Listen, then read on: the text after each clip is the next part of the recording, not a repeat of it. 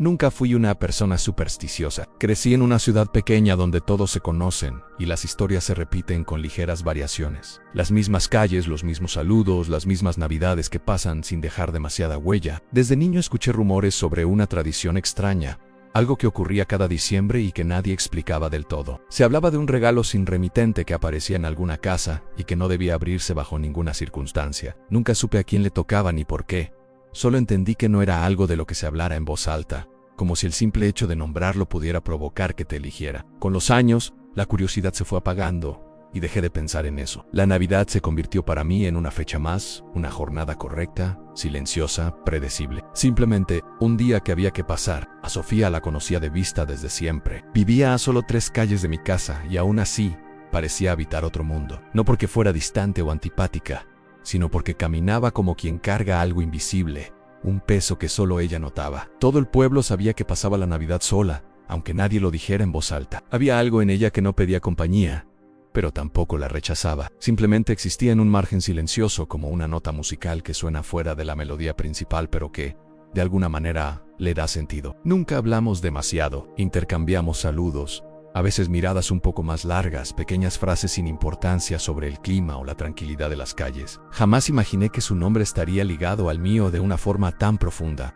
una forma que rompería por completo la idea misma que yo tenía del recuerdo y de la realidad. La noche en que todo cambió, yo estaba solo en casa, como casi todas las Navidades. No por tristeza, sino por pura y llana costumbre. Estaba en la cocina preparando un café, cuando sentí una presión extraña en la cabeza. No era dolor, para nada. Era más bien como si algo dentro de mí se estuviera reacomodando, como si una pieza hubiera encajado mal. Imágenes breves, inconexas, comenzaron a aparecer en mi mente sin ningún orden lógico. Una risa que no reconocía pero que me resultaba familiar. Una mesa iluminada con velas, una mano suave sobre la mía. Intenté ignorarlo, atribuirlo al cansancio o al estrés, pero la sensación solo se intensificó. Me senté en el sillón tratando de respirar hondo y entender qué me estaba pasando, y entonces llegó un recuerdo completo, no fragmentado, no borroso. Un recuerdo con textura, con olores, con emociones claras y con una certeza absoluta de haber sido vivido. En ese recuerdo estaba Sofía, pero no era la mujer que yo veía de lejos en la calle. Era alguien profundamente cercano, alguien con quien había compartido años, discusiones, silencios cómplices, una vida entera. Recordé una Navidad específica, una noche larga en su cocina mientras afuera nevaba, una conversación que había cambiado todo entre nosotros. Sentí el amor como se siente cuando ya no es una novedad emocionante, sino un hogar, un refugio. Y al mismo tiempo, en medio de esa avalancha de sensaciones, una parte de mi cerebro gritaba que nada de eso había ocurrido realmente. Me levanté con el corazón acelerado, con la respiración agitada, porque en ese instante entendí algo imposible, algo que desafiaba toda lógica. Yo estaba recordando una vida que no existía. Al día siguiente, la busqué. No tenía un plan, no sabía qué iba a decirle. ¿Cómo le explicas a alguien que la recuerdas sin haberla conocido realmente? ¿Cómo le confiesas que sientes nostalgia por momentos que nunca ocurrieron? Cuando la vi abrir la puerta, supe inmediatamente que algo también le había pasado a ella. No fue una intuición romántica de película, fue una certeza física y casi tangible. Sus ojos tenían el mismo desconcierto que yo sentía en los míos. Hablamos poco al principio. Las frases eran torpes, los silencios largos y pesados, hasta que ella, con la voz temblorosa, me contó del regalo. Una caja pequeña y sin adornos que apareció en su puerta esa misma madrugada, sin remitente, sin explicación. Y que ella, movida por una curiosidad que no pudo contener, abrió sin saber lo que era. Me dijo que al abrirlo no encontró un objeto, no había joyas, ni cartas, ni nada material. Encontró un recuerdo, exactamente el mismo que yo había sentido la noche anterior. Una vida conmigo que nunca sucedió, pero que su cuerpo, su corazón reconocían como propia. Lloró al contarlo. No eran lágrimas de tristeza, sino de una confusión abrumadora. Me dijo que el recuerdo dolía, que dolía como duelen las pérdidas reales, aunque técnicamente nunca hubiera tenido nada que perder. Y entonces lo entendimos.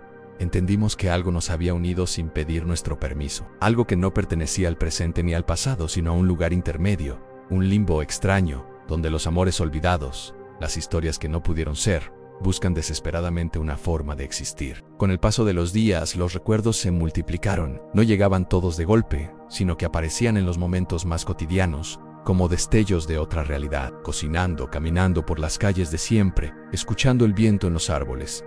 Recordábamos escenas distintas de la misma vida compartida. Mis recuerdos no eran idénticos a los suyos, pero encajaban a la perfección. Eran como las dos mitades de una fotografía rota, como piezas de un rompecabezas que alguien hubiera intentado borrar y esparcir. Entendimos que no era un error aislado, que no nos habíamos vuelto locos. Comprendimos que ese regalo misterioso no era un castigo ni tampoco una bendición. Era una forma de devolver algo, algo que el tiempo o el destino o lo que fuera había decidido borrar. Una historia que quiso existir y por alguna razón fue descartada. Empezamos a investigar la vieja tradición del pueblo, pero con mucho cuidado, sin preguntar directamente para no levantar sospechas. Escuchábamos conversaciones de los más ancianos, leíamos documentos olvidados en el archivo municipal. Poco a poco, armamos la historia. Descubrimos que cada Navidad, una sola persona en todo el pueblo recibía ese regalo. El propósito no era vivir algo nuevo, sino recordar lo que nunca fue. Supimos también que abrirlo siempre tenía consecuencias, no físicas,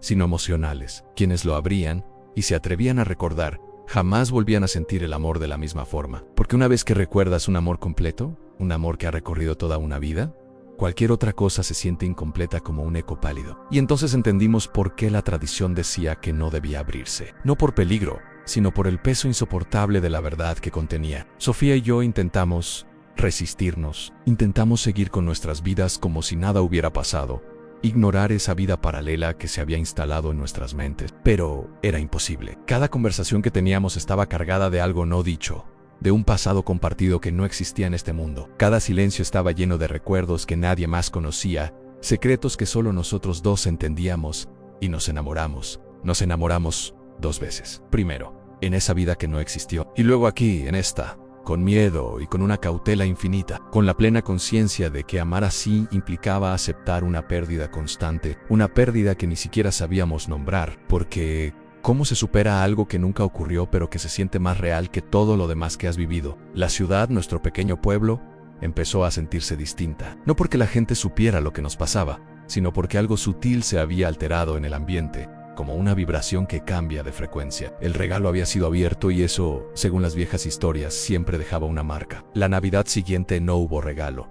No apareció en ninguna casa. Fue como si el sistema, esa extraña tradición, hubiera entendido que ya había cumplido su función con nosotros. Sofía y yo hablamos mucho sobre qué hacer con lo que sabíamos, con lo que sentíamos. ¿Debíamos intentar recrear esa vida recordada, forzarla a existir en esta realidad? ¿O debíamos aceptar que solo nos había sido mostrada para enseñarnos algo? Una lección que teníamos que descifrar. No fue una decisión fácil, porque amar con memoria, con el fantasma de un amor perfecto, duele mucho más que amar solo con esperanza. La noche del 24 de diciembre nos sentamos juntos en mi sala, sin regalos, sin rituales, sin la presión de la fiesta. Solo nosotros dos y ese recuerdo compartido flotando en el aire entre los dos, tan presente como el frío de la noche afuera. Y en ese silencio lo entendimos. Entendimos que no estábamos obligados a repetir la vida que recordábamos, que ese amor no nos pedía ser una copia, solo pedía ser reconocido. Aceptarlo fue doloroso y al mismo tiempo increíblemente liberador, porque en ese momento dejamos de perseguir una versión idealizada de nosotros mismos